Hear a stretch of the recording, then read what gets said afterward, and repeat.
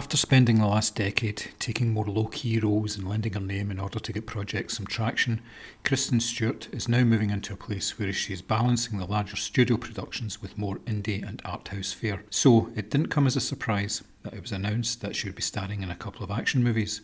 After Charlie's Angels, she has now appeared in the deep-sea thriller Underwater. On a scale from 1 to 10, how bad's my rig? 10. We drilled to the bottom of the ocean, and we don't know what came out.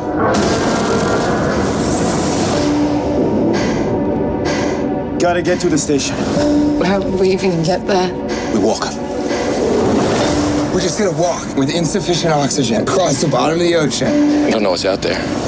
Worst idea ever! Nora, played by Kirsten Stewart, is a mechanical engineer on a deep-sea drilling platform.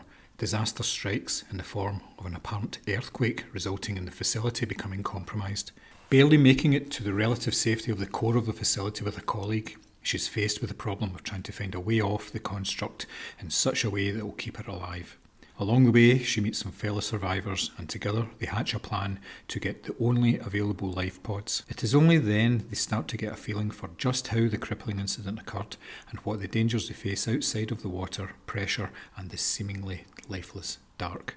Comparisons to other thrillers set in isolated environments are inevitable. There are elements in show here that directly relate to other deep-sea dramas as well as the obvious space set movies, of which Alien is still the best. The film acknowledges its influences and makes no effort to disguise them. This is not a bad thing.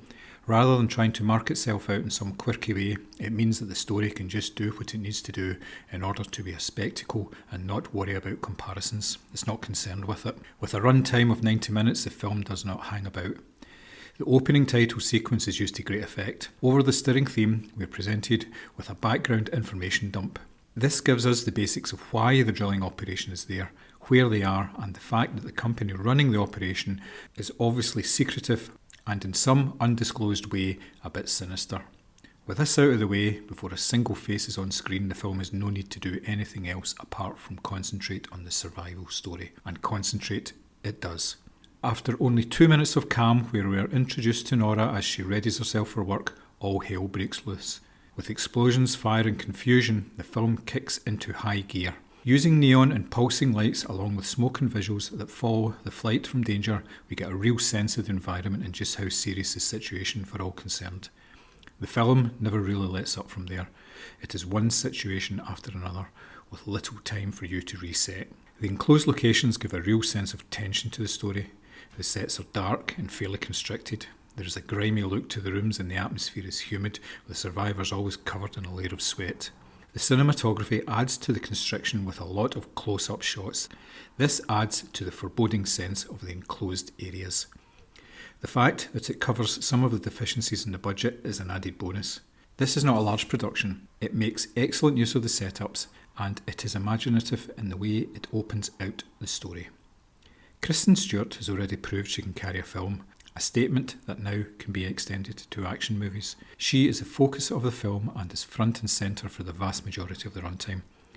Her portrayal is of someone who is confident in their abilities, not easily discouraged, but not without feelings. There's a short sequence that emphasises this near the start of the film. The initial threat has been taken care of and she's working out a way forward. She is in control as she analyses the situation, but the camera slowly pans down to see her hands shaking almost uncontrollably. It's never highlighted by the other person, but signals to the audience that she's not a machine and is as scared as everyone else. Stewart underplays the character, as it is far more effective to do so than go large. The rest of the cast is a mix of the usual types that pop up during this type of movie. One comedic guy, a couple of characters that seem to be only there to make up the numbers, and a foil for Nora to play off of. In this case, it's the captain, who's played by Vincent Cassel.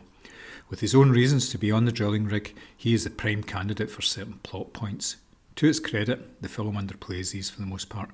There is just enough of the relationship built up for you to care about him and whether he survives or not. The other members of the cast are developed in a similar way.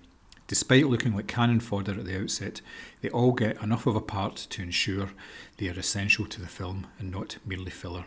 Underwater plays to its strengths with a strong lead performance, a claustrophobic setup, and a plot that doesn't waste time. The film is available to buy now on streaming services. What is that? What is that? What is happening?